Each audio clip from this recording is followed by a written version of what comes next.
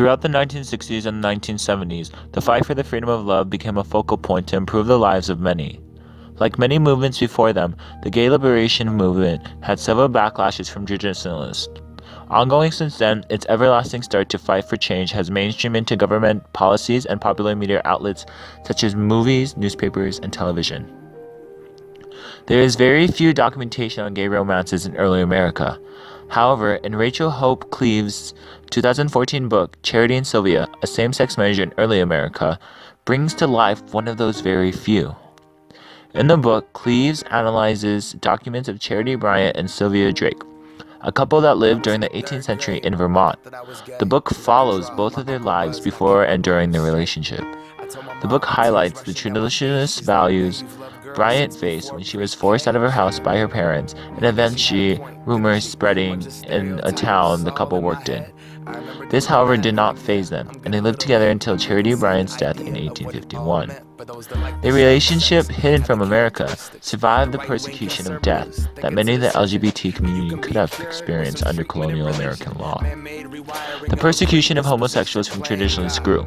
It started with the rise of big businesses created by monopolists such as John Rockefeller and Andrew Carnegie.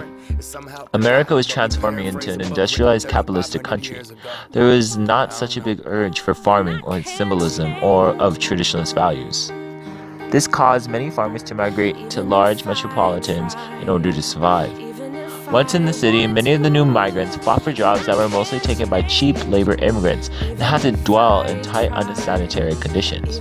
They were introduced to a new social construct that was unfamiliarized in the farms. One of the earliest activists was Henry Gerber. Gerber served in World War I as a soldier in Germany. There he was able to witness Germans fighting for the civil liberties of homosexuals. After coming back from war, Gerber decided to develop the same things he saw in Germany to America. In America, there were many communities in many busy cities like Chicago that supported each other, but none of them wanted to support Gerber and his cause because they knew the police could take them to jail at any moment they wanted to. Fortunately, Gerber was able to find 6 other people willing to go public. And in 1924, Gerber used Magnus Hirschfeld's 1897 Scientific Humanitarian Committee to model the first ever American homophile organization called the Society for Human Rights based in Chicago. The society stands only for law and order. It is in harmony with any and all general laws insofar as they protect the rights of others, and does in no manner recommend any acts in violation of present laws, nor advocate any matter inimical to the public welfare. Gerber wrote in an application to the state of Illinois, which carefully constructed to not connect them to gay rights. Sadly, when Gerber was gaining steam, publicizing the organization in the Friendship and Freedom newspaper, police arrested Gerber and the other activists. Later, in 1948, Hirschfeld's ideas were echoed by psychologist Alfred Kinsey in the book Sexual Behavior in the Human Male.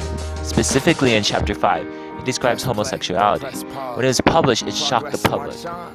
No one knew how common homosexual practices were.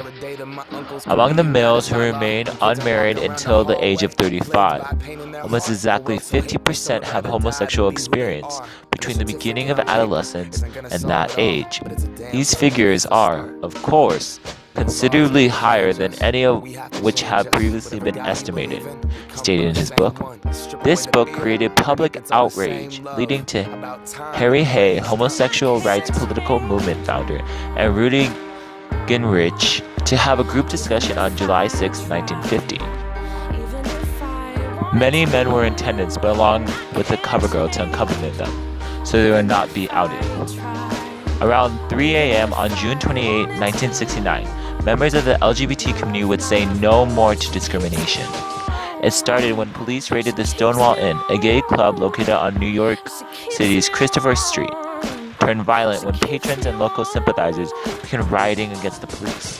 Though police justified for raiding the club due to the lack of a liquor license, the LGBT community felt targeted. 3 drag queens and a lesbian were dragged out and forced into police vehicles, sending the crowd into an uproar. Glass bottles were thrown at the on-site officers and the violence spread to nearby streets, labeling the event as a riot. It triggered widespread protests on Wednesday. Also, it spread to major newspaper outlets such as the New York Times, spreading it to a wide range of audience and giving gay rights a platform to show how badly they were being treated. The Stonewall riots are generally considered to have ignited the modern gay rights movement in the United States. In October 1973, the National Gay Task Force was founded by Dr. Howard Brown, Martin Duberman, Barbara Giddings, Ron Gold, Frank Kameny, Natalia Rockhill, and Bruce Volger.